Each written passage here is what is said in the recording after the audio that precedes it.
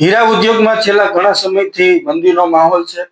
અસંખ્ય રત્ન કલાકારોને જ્યારે પગાર ઓછા કરવા, નોકરીમાંથી છૂટા કરવા અને નોકરીમાંથી છૂટા કરવાના કારણે બેરોજગાર રત્ન કલાકારો જ્યારે આત્મહત્યાના બનાવો જ્યારે વધતા હોય ત્યારે અમેરિકા અને ટેરિફ મારવાથી, યુક્રેન અને રશિયાના વોરથી, અમેરિકાના ટેરિફથી હીરા ઉદ્યોગની અંદર જે ગંભીર પરિસ્થિતિનું નિર્માણ થયું છે, ત્યારે આવનારા 2026ના જે બજેટની અંદર હીરા ઉદ્યોગની જેમ કેસ્ટાઇલની એક પોલિસી બનાવી એવી જ રીતે હીરા ઉદ્યોગમાં એક પોલિસી બનાવવામાં આવે.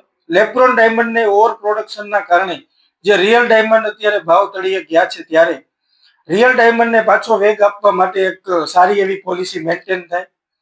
ત્યારબાદ રત્ન કલાકારો માટે, એના બાળકોના ભવિષ્ય માટે અને એના આવનારા દિવસોના ભવિષ્ય માટે રત્ન કલાકાર કલ્યાણ બોર્ડની સ્થાપના કરવામાં આવે, આ બજેટની અંદર લેવામાં આવે.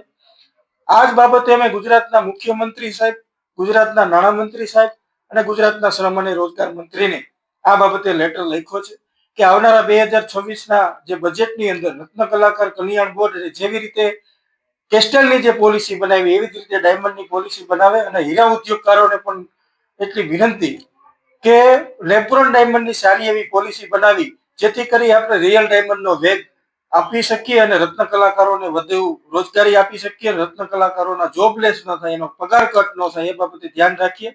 ગુજરાત સરકારને ફરીવાર વિનંતી કરીએ છીએ કે આ રત્ન કલાકારોએ ગુજરાતના વિકાસમાં મહત્વનો ફાળો આપ્યો છે, ત્યારે 2026ના બજેટની અંદર અમને આશા છે કે 2026ના બજેટની અંદર રત્ન કલાકાર કલ્યાણ બોર્ડ અને આર્થિક પેકેજની જાહેરાત ગુજરાત સરકાર દ્વારા કરવામાં આવે એવો આજે પત્ર અમે ગુજરાત ગવર્મેન્ટને લખવામાં આવે.